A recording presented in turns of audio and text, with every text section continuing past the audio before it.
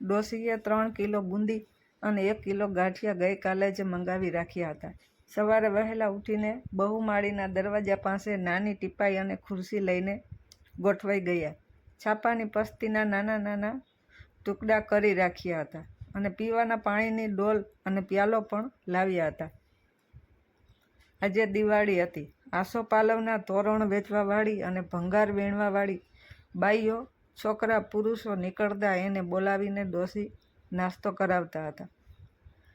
બુંદી ગાંઠિયા ખૂટવા આવ્યા હતા. જરા ઉતાવળા પગલે ચાલતી એક બાઈ નીકળી. તેની પાસે ખાલી કોથળો હતો. બધા તોરણ વેચાઈ ગયા હશે એમ ડોશીને લાગ્યું. એને બોલાવીને ડોશીએ નાસ્તો આપ્યો. નાસ્તો કરીને પાણી પીતા પીતા બાઈએ ટીપાઈ પર પડેલા બુંદી ગાંઠિયા તરફ જોયું.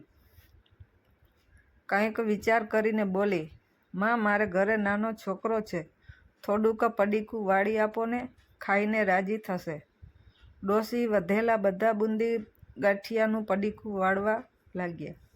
ત્યાં એ બાઈ પાછી બોલી, માં, તમને આમ નાસ્તો કરાવવાનું કેમ સૂઝ્યું? ડોશી હસ્યા.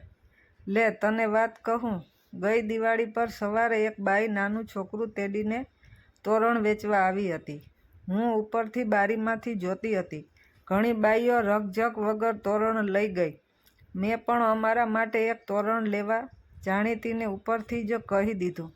છેલ્લે 2 તોરણ વધ્યા હતા. એક બાઈ 20ના એકને બદલે 30ના 2 આપી દેવા લપ કરતી હતી.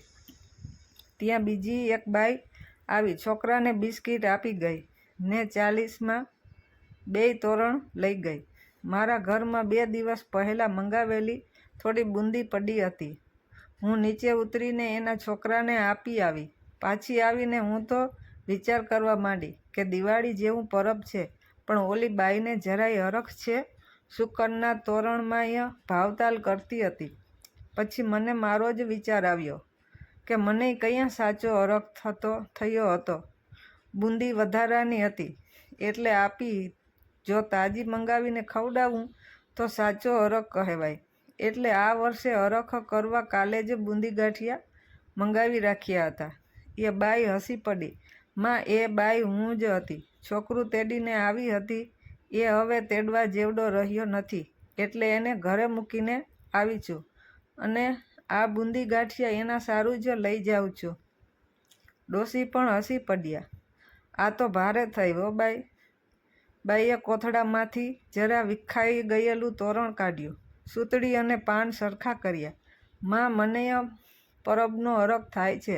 આ છેલ્લું તોરણ છે. લાવો, તમારા ઉંબરે મારા હાથેથી જ બાંધી દઉં.